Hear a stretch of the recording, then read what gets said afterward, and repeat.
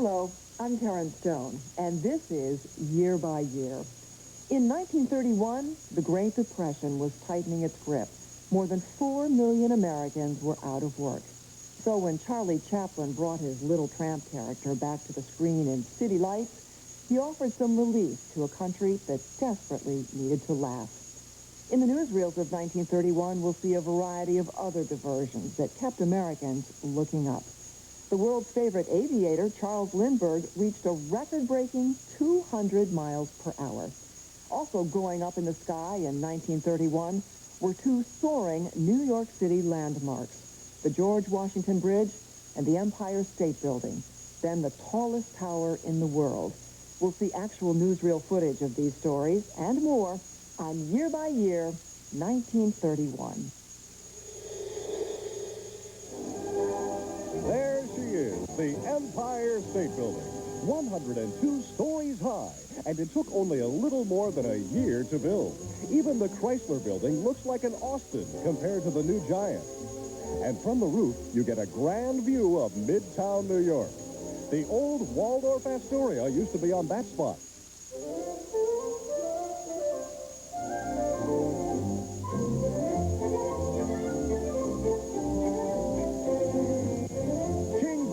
Stages a one-man show in downtown New York. It's an ordinary tennis racket, and even when you see what King's going to do, you won't believe it. He's a human puzzle. Leading scientists are baffled by his muscular control, even though they realize there's no trickery in what he does. They can't explain it, and neither can King. It's a gift.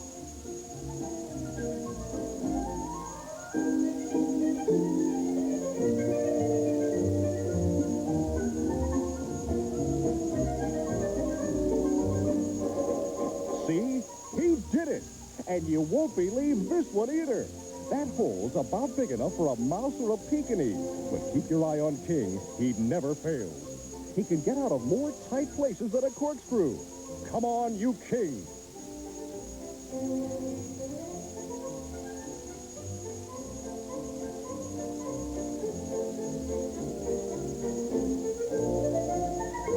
Only a little more and you'll make it. Another wiggle, old snake hips, and the job's done. It's a great stunt getting his body through the hole, but what's even more wonderful is how he got that nose through.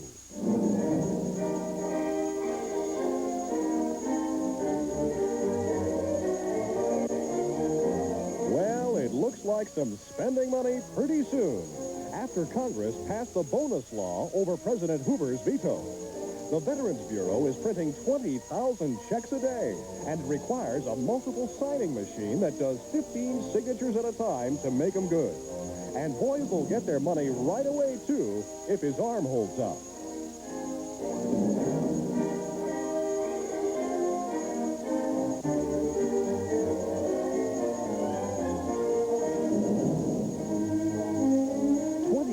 Men line up the first day to file their applications.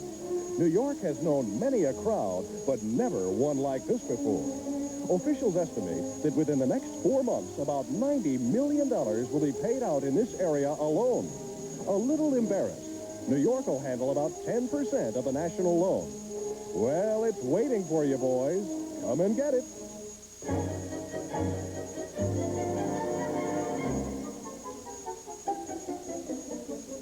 Bill Hay is the master of ceremonies for the Vaudeville of the Year, and the prize act is Benny Berger, the Card King. Photoelectric cells, scanners, control panels, and a lot of other scientific mysteries have much to do with bringing the program to you, but it's practical at last, even if it's hard to understand. Now the audience has the advantage.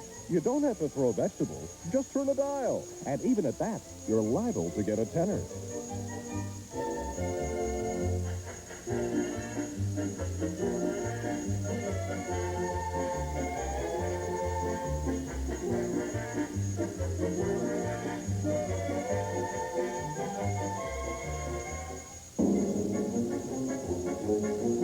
Himself, ready to go up with Mama Lindy to test the 600-horsepower motor, which replaces the old one of only 425.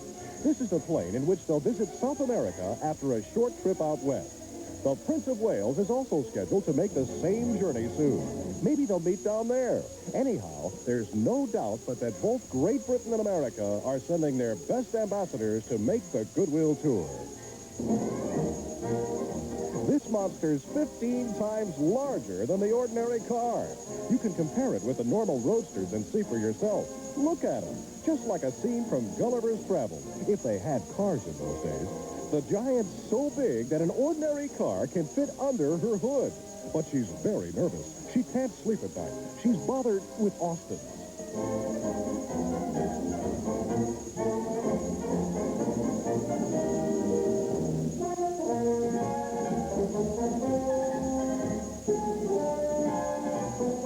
But it looks like trouble ahead. Wherever there's a cop, there's trouble.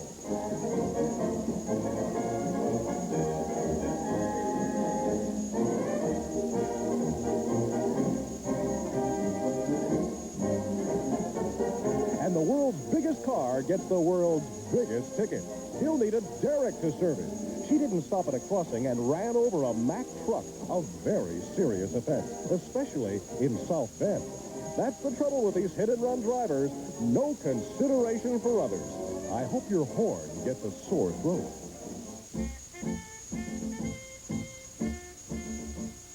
That little basket is the same to the Army blimp as a periscope is to a Navy submarine. It's the new eye of the air, and the theory is that when the blimp's above the clouds, the observer will be lowered and remain invisible to watchers from the ground. They naturally are looking for a blimp and not an acrobat. Up in the air, all is activity.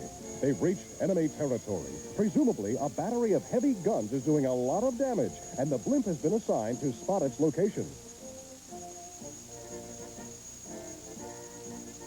The observer goes over the side, into the gondola, and is lowered by means of winches aboard the blimp.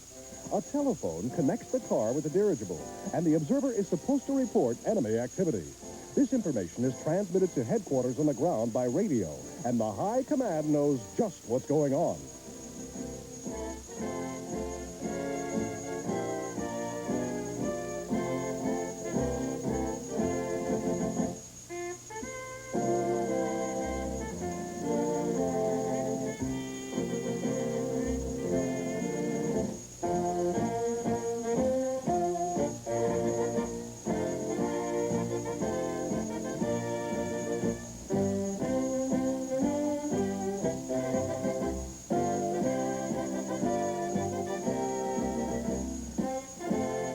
In case of alarm, or when the watch is over, the winches go on the job again, and the observer's hauled back. And the speed of the hauling depends on the reason for the hauling.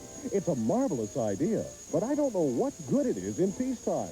At that, it might help the Prohibition boys. So don't do what you shouldn't do. You might find someone peeking in your window.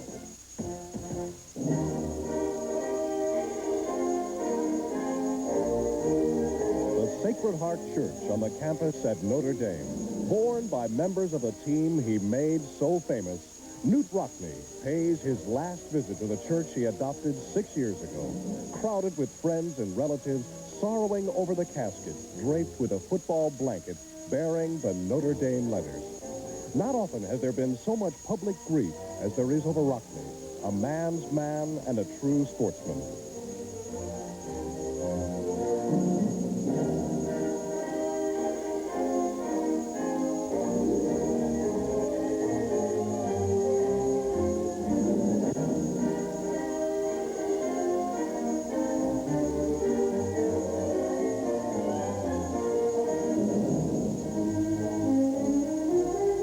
South Bend stopped work to let Rock pass on the way to his final resting place in Highland Cemetery, near his beloved school.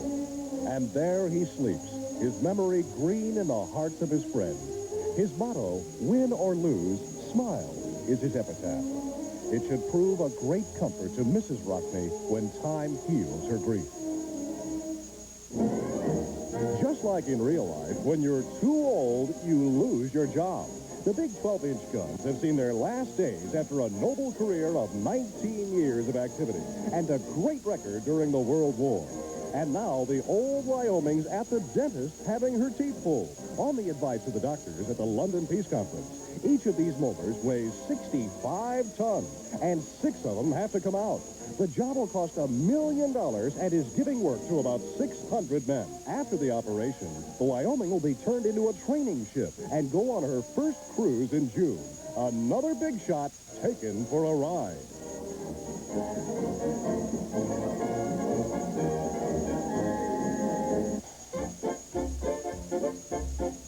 They can talk all they please about the cops, but here's one man who has confidence in them. And nerve, too. When a cop starts shooting, I'd want to be behind him. But unless you're a bold, bad bandit, you're taking no chances with Captain Campbell, Sergeant Pitt, and Traffic Officer Johnson. Their slogan is sure as shooting. And if that isn't shooting, then there'd better be disarmament. And now for what the well-dressed gangster will wear.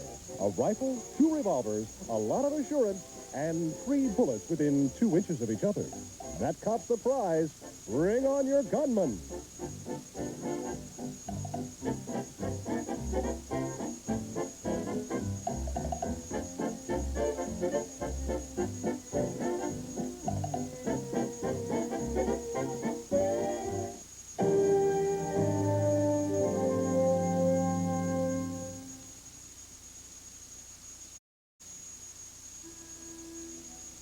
In 1931, a new car cost $495. Gasoline was 21 cents a gallon, and the price of a 3-bedroom house was $4,396. The good ship Algie sprung a leak off Montauk Point, and Skipper Noss beached her to prevent sinking. The derrick boat brought her in, slung in a cradle of cables, because she'd have sunk if allowed to rest on the water. Now, Skipper's protesting the seizure of his liquor by the government. He says he was in legitimate trade between Bermuda and St. Pierre and had no intention of landing his cargo in America. He'd better tell it to the judge.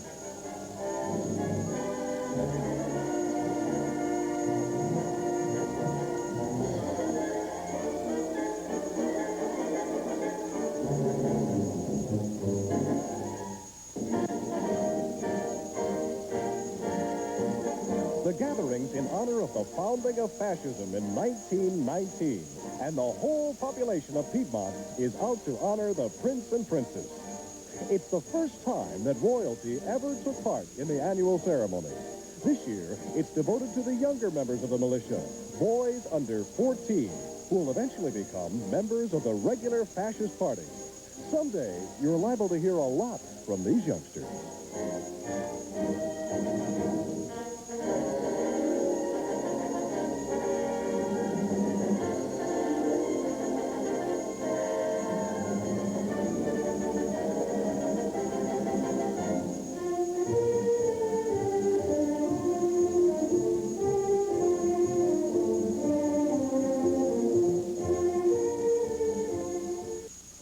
The great Yangtze River has burst from its course.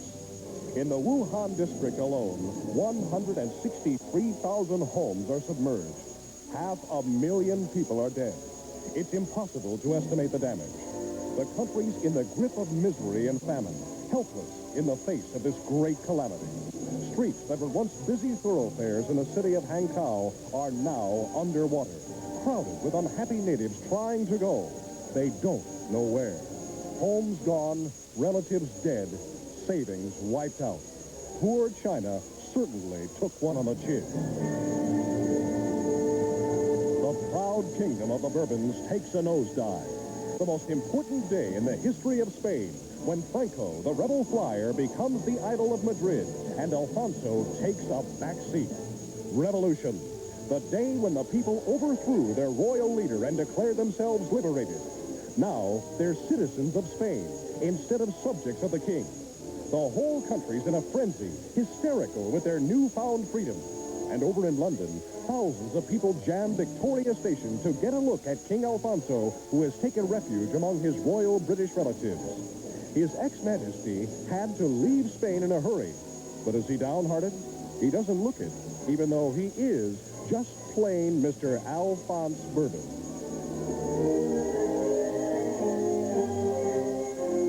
Well, Walker's back. But this time, the old wisecracking mayor is replaced by a rather serious young man with a lot of responsibilities on his mind. He's been charged with neglect of duty at the city hall, and demands are made for his removal from the job. So widespread is the interest in his case that it might eventually have an effect on the big campaign next year. Anyhow, the mayor's getting his answer ready for the governor. Jimmy has a great knack of being able to land on his feet, and it's rumored that sympathy will swing his way because the charges were made while he was in California. And he'll probably come out on top. He always does. Look at him. Millions of them. Start of the annual cross-country steeplechase. The course is 2¼ miles, and it's open only to the juniors, the boys under 16. It's wet underfoot and raining overhead, and the youngsters from Eton are having a perfectly miserable time. Young Alfred Maples forged ahead and managed to stick to the bitter end against the field. Bedraggled and forlorn, but a winner nevertheless, in 13 minutes and 26 seconds. American automotive engineers are all excited over this new idea from Czechoslovakia. 10 gearshift speed, 6 wheels, and no chassis. Instead, she has a single steel tube in the center below. She's got a 4-cylinder air-cooled motor and runs 40 miles on a gallon of gas. She was designed by Checo engineers and can travel easily over ground rough enough to wreck an ordinary automobile. Was a smart Checo who designed that galloping gondola. Checo and double Checo.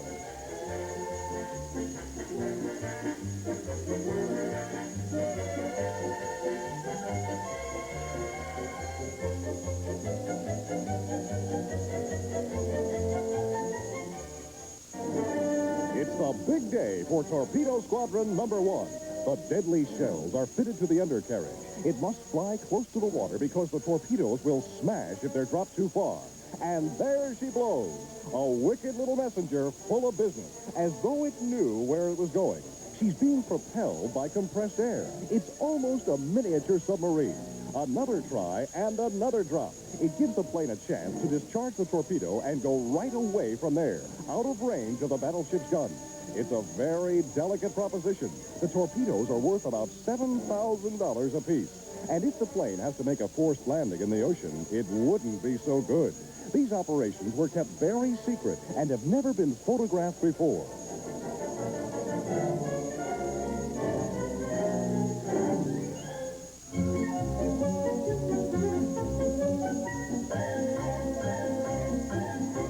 There's a balloon at the end of that greased pole. Try and get it. But hope springs eternal, and another one tries, and tries, and tries, and fails. And a third young hopeful. He's making it. Come on, hold it. Whoop! No use. For the amusement of the multitude.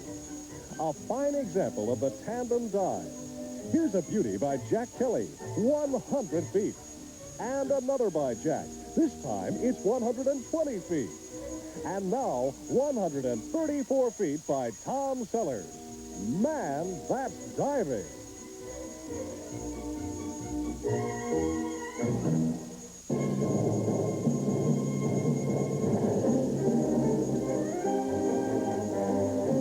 The great National Congress is about ready to start, and they're waiting for Gandhi to show up. The crowd's uneasy. There's trouble in the air, and they're afraid Gandhi might get mixed up in it. There he is. See his bald head? There's a new group called the Red Shirts, and they're against Gandhi because he couldn't stop the government from executing 3 men supposed to have been the most dangerous revolutionaries in India. The Red Shirts are in an ugly mood and threaten the old man with some rough treatment.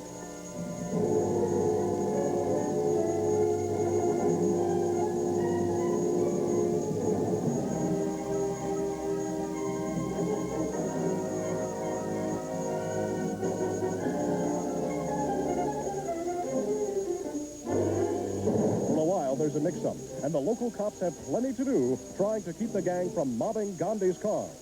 But they managed to control the situation, and the total casualties are one severe headache caused by a hard club meeting with a soft scalp. Gandhi holds the Congress in the palm of his hand. His personality dominates the crowd. He tells them to be patient and to keep up their attitude of non-resistance, and that eventually India would be free and independent. But maybe England will have a few words to say about that.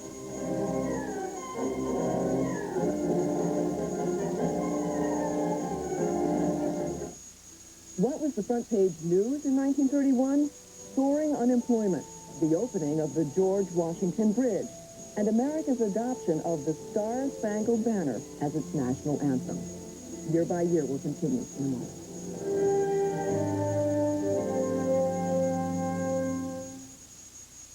In 1931, Americans got their first taste of frozen orange juice, beechnut baby food, and Alka-Seltzer.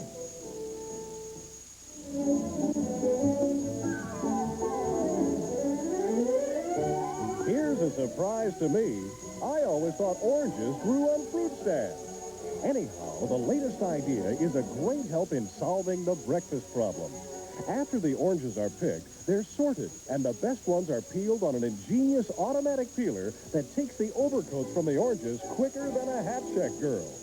After they're peeled, they're squeezed into containers, vacuum sealed, and refrigerated into solid chunks. That's how the expression, "cut yourself a piece of orange juice," originated. Then the cartons are rushed by fast freight, and the dairyman gets on the job. With the early morning milk, he delivers the orange juice right to Mrs. Johnston's front porch, and the housewife has a good part of her breakfast ready-made. All the milkman needs now is to carry a hen with him to lay fresh eggs on the doorstep. There's an idea.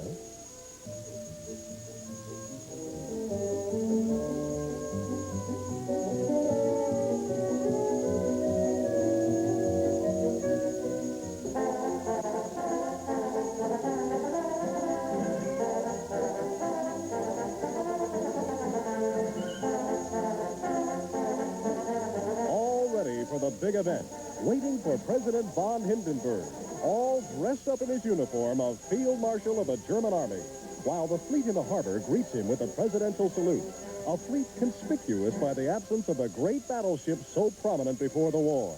60,000 people are gathered to see the show. It's a solemn occasion, and not a sound is heard. It's 5 minutes to 12, and the launching scheduled for high noon. Anticipation fills the air as the president gets ready. Suddenly, the great ship starts to slide down the waves. The crowd's horrified. Such a thing has never happened before. The ship had not been christened, and the president tries to make the best of an embarrassing situation. But the sailors are superstitious. The Deutschland's name is in the record book, but she's an unchristened vessel just the same. She may be a good cruiser, but she'll never go to heaven.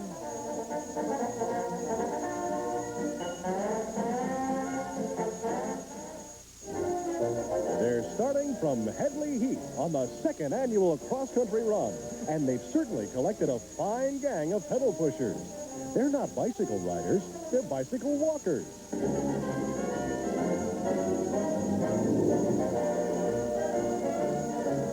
Anything goes, and it does go, over the fence. The bicycles are all rented.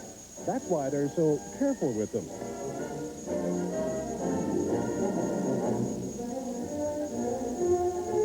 It's nearly all downhill to Brighton, and they're a bunch of rolling stones gathering moss and other things on the seats of their trousers. Now they're bicycle sliders. But the will to win imbues them with the spirit to go on and on. And they do, with no thought but victory.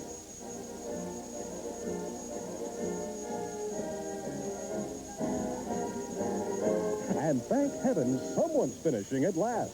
It's Al Stephen, and he breaks the record for coming in the slowest time ever made for the course.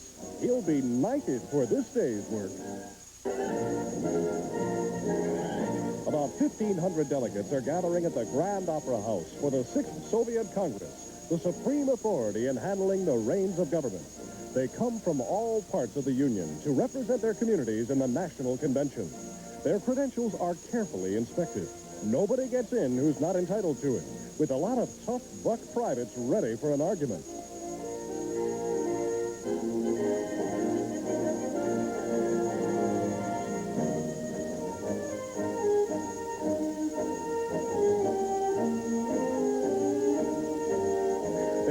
waiting for the big guns to arrive. Joseph Stalin, head man of the country and master diplomat of the Soviet government. And Ivan Ivanovich, chairman of the Federation. And General Badenov, famous army officer decorated with the 4 orders of the Red Star.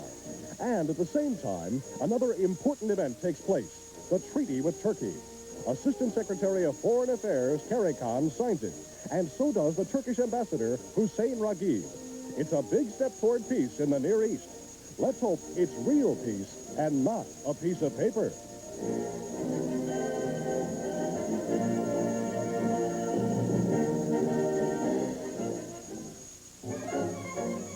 Well, the fleets had its party, and the air service gave a great show, and now the tanks will show you what they can do.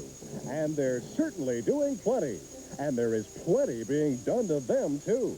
The newest branch of the Army, and they've proved their value 100 times over, especially on the close-range offensive, as a strong-arm escort for the infantry. Their appearance alone is enough to strike terror into the hearts of the enemy.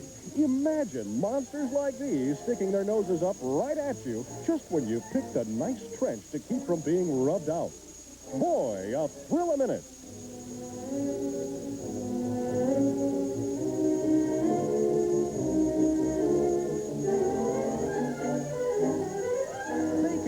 Everything. Whoop. Well, nearly everything. And look at this one. Steady now. Hold it. Whoop.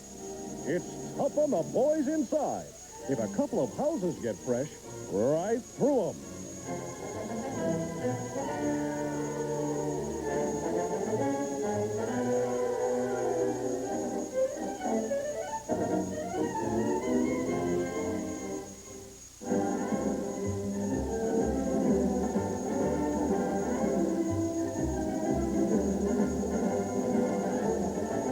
It's the start of the 50,000-meter walk for the AAU National Championship. 53 of them, hoping for the title and a chance to represent Uncle Sam at the 1932 Olympics in Los Angeles. And boy, do they swing a mean hip. It's the first time they've ever raced in Boston, and they've come from all over. Even old Clarence DeMar, the long-distance runner. Each walker has a different style, from the perpendicular or rumba movement to the lateral or hula hula.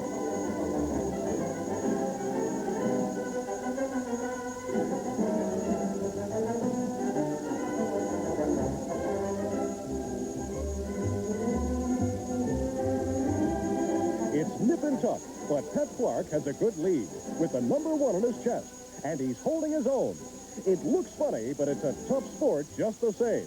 By this time, the race is all Clark's, doing the 31 miles in 5 hours, 26 minutes, 42 seconds, to be met by the missus and the newest little Clark. Maybe that's how he learned to be such a good walker.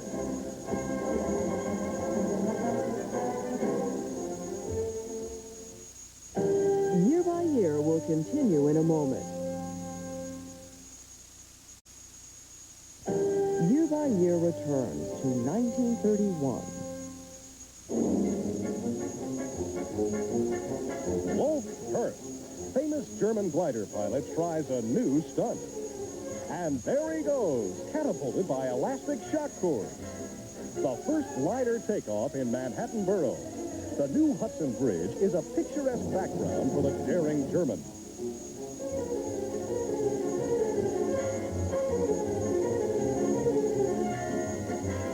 He's about 1,000 feet up on an experimental flight to test the air currents. And they're pretty tricky, too, right on the edge of New York's tall apartment buildings. Now she's down to about 500 feet by special permission of the cops. They've roped off Riverside Drive against traffic in case anything goes wrong. It's one of the most thrilling feats Upper New York has seen in a long time.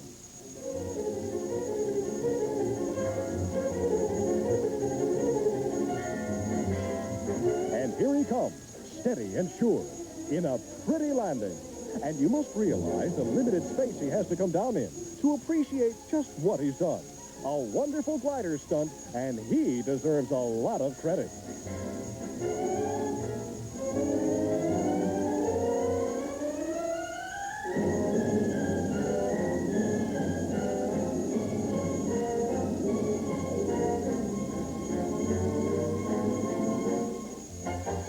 It took them 7 years to perfect it.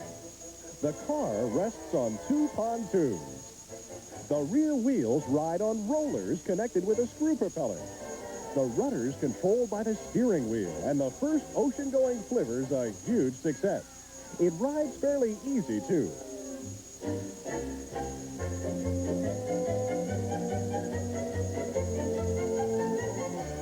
And now you'll probably hear them say, "Come on, let's go fishing. We'll get in the car and take a drive down the river." It's a great world. One of the tragedies of motoring, at least it used to be a tragedy, until a clever Frenchman got an idea. And what an idea! So simple that it makes you want to kick yourself for not having thought about it years ago. He calls it an eccentric, and you can see what a blessing it is if you've ever cursed and sweated with a jack on a muddy road, or even a clean road for that matter. Of course, the tire must be changed, but you can do that part of the job with a song in your heart. No more ruined dresses for the ladies or muddy pants for the men. It just shows there's always something new. Boy, I'm going to get me one of those. And when I'll do, I'll go out and puncture a tire just for the fun of changing. Look at that now, would you? Genius. That's what it is.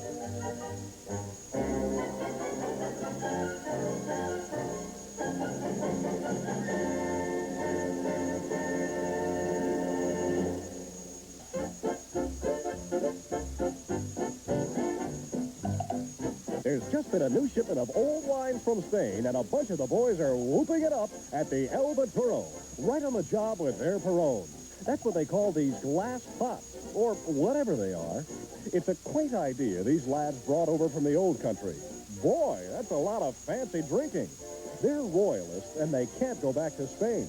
So they do the next best thing. The idea is to see who can inhale the most wine. Take a look at this mug. Just an old Spanish customer. And now for the winner, Felix Paul. There's a deadly aim for you. 3 quarts in one sitting. I wonder where he puts it.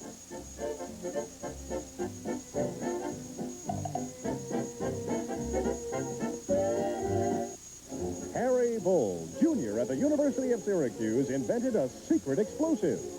The propelling power for the world's only rocket sled, which he designed himself. The rockets are arranged in a series and connected to a switch in the cockpit. And their consecutive discharge provides the motive power.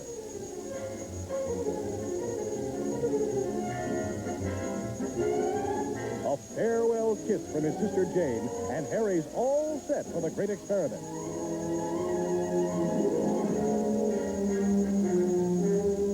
And there he goes. No, he doesn't. Yes, he does. Well, make up your mind, will you?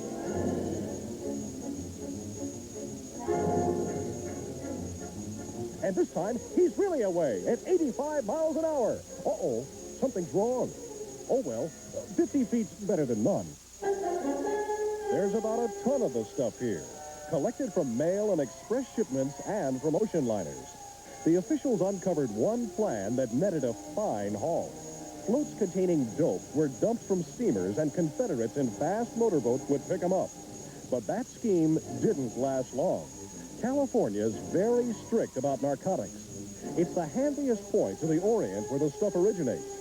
There's a lot of pipe dreams going up in that smoke, and it's good riddance to bad rubbish.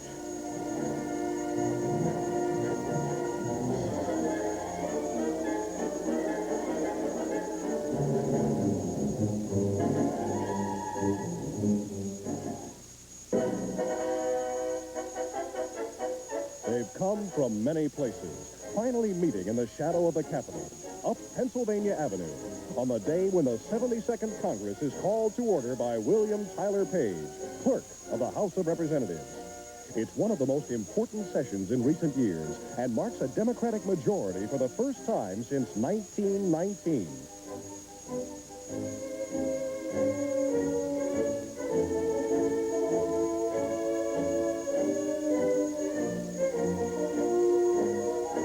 It's a record assembly, 434 present, and only 2 members absent from the body that elected Garner of Texas as Speaker on the left over Tilson of New York.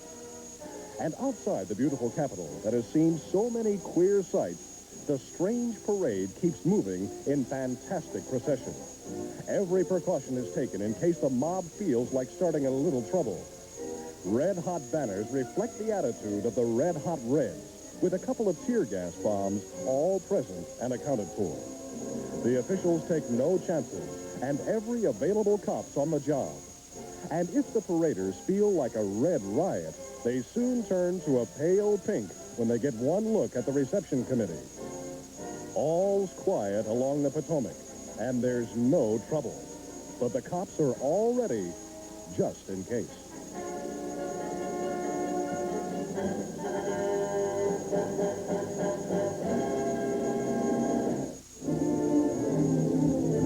The busiest corner of Managua, the Queen City of Nicaragua, now a mass of miserable wreckage.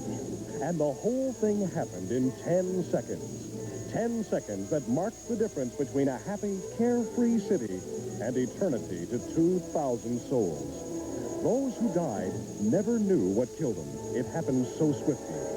The whole town's in ruins, practically wiped off the map.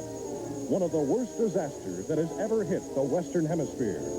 Poor old Managua. Nature sure handed her a tough deal.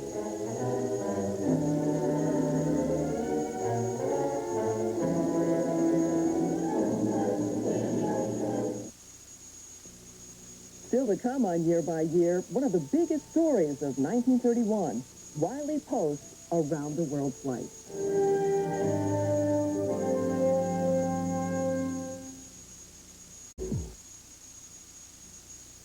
Welcome back to Year by Year. On June 23rd, 1931, Wiley Post took off from Roosevelt Field on Long Island in his airplane, Winnie Mae. 8 days, 15 hours, and 51 minutes later, after circling the globe, he touched down in the same spot. The end of one of the greatest episodes in aviation history. The return of the Winnie Mae after a trip round the world in a little more than 8 days after she started from this very spot.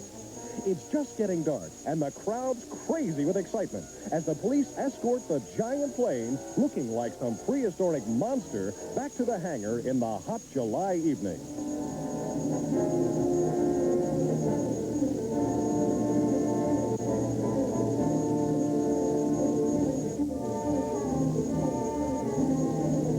The photographers' flashlights are sounding off. The police are trying to keep the boys from being mobbed. Wiley Post and Harold Gatty went through many hardships trying to make their record, but the toughest job they've ever had is trying to get away from their friends. It's hard work, this hero business. Ask Post. He knows. And Gatty, too. He'll tell the world. About 21,000 fans turn out for the big show. And the game is on. Andy High starts off with a Texas leaguer over short, and he's safe on first. Watkins pops another Texas leaguer over third. It's a hit. And High advances to second. And then Captain Frankie Frisch lays a pretty bunt down for a sacrifice. Dykes to Fox. High takes third, and Watkins goes to second. It looks bad for the Athletics. Pepper Martin's up. Strike one. Strike two.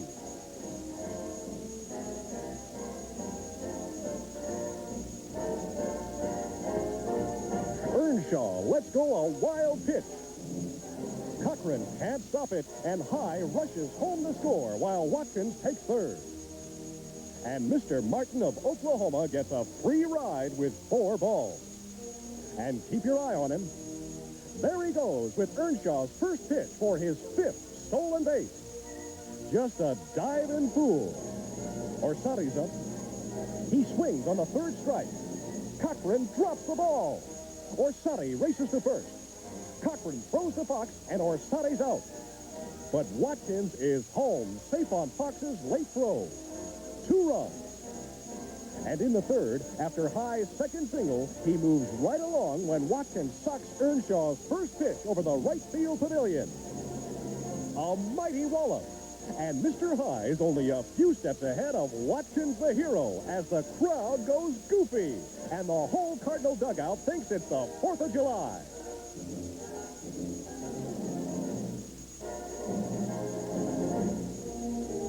And now for the hot 9th inning. After Simmons gets a walk, he's forced at second by Miller, who's safe at first. In the meantime, Grimes had walked Dykes, too. And now, Williams is up. He singles over third, and the bases are filled. Uh-oh, this is a situation.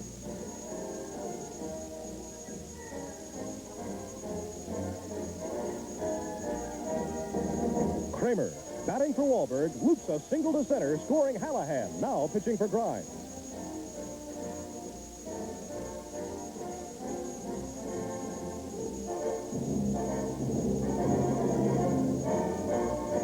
A mighty crack over short. The tying runs on base. But Martin's in center field, and the game's over. And so is the series. And so are the hopes of the Athletics.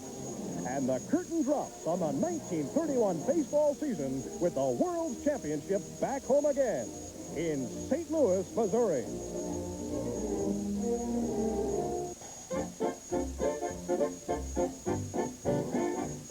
The monster airplane is christened American Clipper by the First Lady of the land.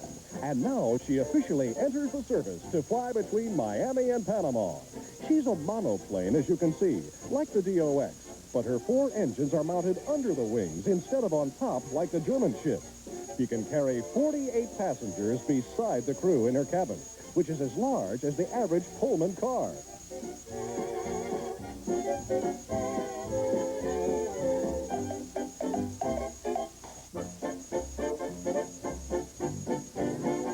Over Washington, with the Washington Monument in the foreground, and the whole beautiful city spread out in a lovely panorama. And down below are the great government buildings, an unusual view. And there's the Capitol. And in a few days, she'll be doing her stuff down in Central America, splitting the air with the power of 2,300 horses. Some boat. Only a lady jockey'd let herself be weighed in public. Anyhow, the show is on. The parade to the post. All women riders in the 4th running of the famous classic.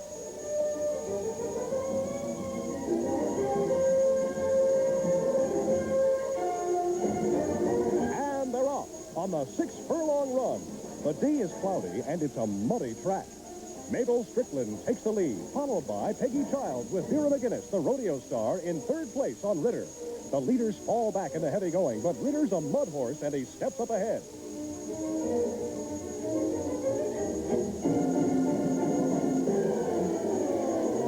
Now Vera's in front, and increasing her lead with Mabel making a desperate try, but it's too late. It's all over, and Vera takes the cup and first money. A joy forever to the Clan McGinnis.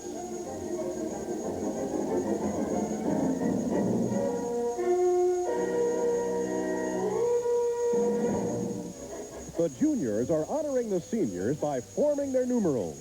And a nice job it is. Those girls are pretty good at figures anyhow. Uh-oh. And the wild dash to greet the seniors and incidentally be an audience for the annual hoop rolling contest.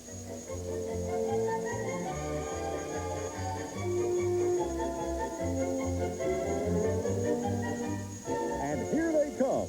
Millions of them, all rolling their hoops with as much abandon as their baby sisters.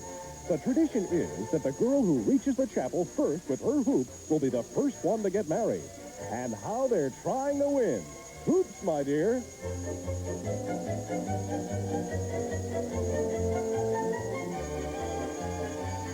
And the lucky girl is Catherine Mitchell of Downingtown, Pennsylvania.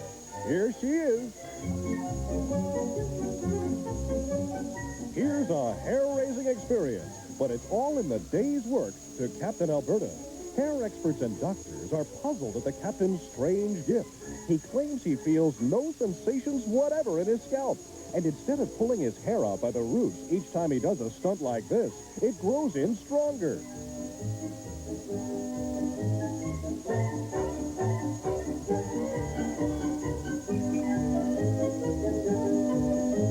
is one of the queerest things in medical history, and the most powerful pressure has no effect on him.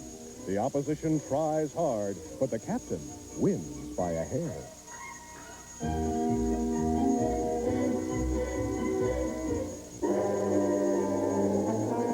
Poor Lowell Bales. Death rides with him in the cockpit in his attempt to break the world speed record. A picture that'll never be forgotten, repeated here to oblige the many requests to see once more the thrill of the century. Deliberately flying low so the official timers can record his speed, Bales hurls his 800-horsepower engine through the air like a bullet. 300 miles an hour, 5 miles a minute, the mad speed of a daredevil flyer. Something's wrong. Look at him. Oh! A tragic finish to a brave young life. He failed, but he died game. With jobs scarce and not enough food on the table, Americans were eager for heroes in 1931, and they found them up in the sky. Aviators Charles Lindbergh and Wiley Post provided a welcome distraction from the gray reality of the Depression. Going where no man had gone before, they gave the American people a dose of romance and adventure. More important, they offered a look into the future, to a world of possibility and progress. This has been Year by Year. I'm Karen Stone. Thanks for joining us. Hello, I'm Roger Mudd.